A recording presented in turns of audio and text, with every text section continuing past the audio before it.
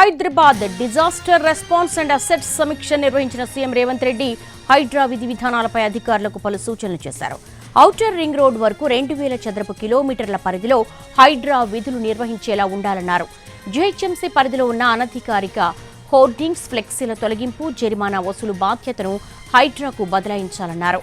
జోన్ల విభజనలో police station పరిధులు, assembly నియోజకవర్గ పరిధులు పూర్తిగా ఒకే జోన్లో వచ్చేలా జాగ్రత్త వహించాలని ఆదేశించారు సీఎం. అలాగే నాళాలు, చెరువులు, ప్రభుత్వ స్థలాల ఆక్రమణల విషయంలో కఠిన నిబంధనలు ఉండేలా చర్యలు తీసుకోవాలన్నారు.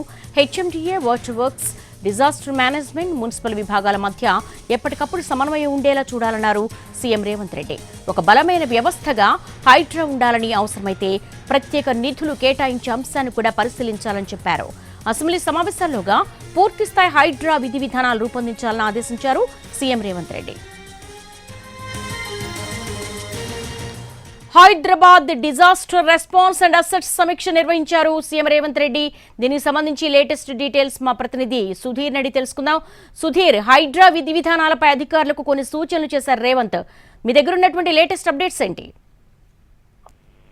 కొత్తగా తీసుకొచ్చిన హైడ్రాకు సంబంధించి ఈ రోజు విధి విధానాలు ఖరారు చేయాలని చెప్పేసి ఒక సమీక్ష సమావేశాన్ని ఏర్పాటు చేశారు. దాదాపుగా గంట పాటు కూడా దానిపైన సమీక్ష నిర్వహించారు ముఖ్యమంత్రి రేవంత్ రెడ్డి. అయితే ప్రస్తుతం హైడ్రాకు సంబంధించి జిహెచ్ఎంసీ కావచ్చు, హెచ్ఎండిఏకు ఉన్న అధికారాలు, పరిమితులు ఏవైతే కూడా హైడ్రాకు బదిలీ చేయాలని చెప్పేసి సూచించడం జరిగింది.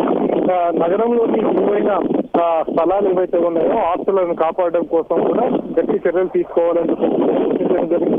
వీటితో పాటు HMDA, water works, disaster management, municipal విభాగాల మధ్య ఎప్పటికప్పుడు సమన్వయం చేసుకోవాలని చెప్పేసి కూడా ముఖ్యమంత్రి సూచించారు. అదే ఈ హైడ్రాను ఒక బలమైన వ్యవస్థగా తయారు చేయాలి, వాటిని ఆ విధంగా రూపొందించాలి విధి విధానాలు అని చెప్పేసి కూడా అధికారులకు సూచించడం జరిగింది. అయితే వీటికి సంబంధించి అసెంబ్లీ సమావేశంలోగా 24వ తేదీ నుంచి అసెంబ్లీ సమావేశాలు ఉంటాయని చెప్పేసి భావిస్తున్నారు. ఆ రూపంలో వీటికి పూర్తి స్థాయి విధి విధానాలను రూపొందించాలని చెప్పేసి కూడా అధికారులకు సూచించడం పరిస్థితి. అయితే అవసరమైన నిధులను కూడా దీనికి కేటాయించాలని చెప్పేసి ముఖ్యమంత్రి రేవంత్ రెడ్డి అధికారులకు సూచించారు. ఎందుకంటే ఇప్పటి వరకు కేవలం రూపకల్పన నిబంధనలు మాత్రమే చేస్తున్నారు కానీ ఎందుకంటే ఆ వ్యవస్థ నడవాలంటే నిధులు కంపల్సరీ అవసరం కాబట్టి వాటికి కూడా నిధులు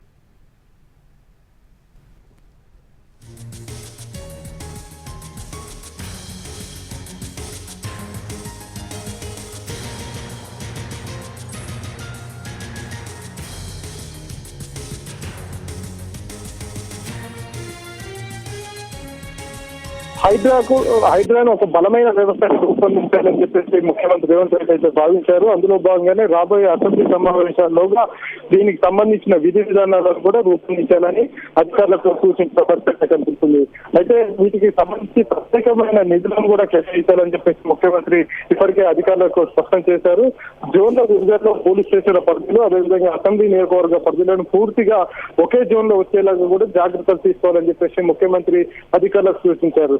నాలాలు, చెరువులు, అదేవిధంగా ఆక్రమణ విషయంలో నిబంధనలు కఠితరం చేసేలాగా ఒక అధ్యయనం చేసిన తర్వాతనే వీటికి సంబంధించిన విధి విధానాలను రూపొందించాలని చెప్పేసి కూడా చెప్పడం జరిగింది.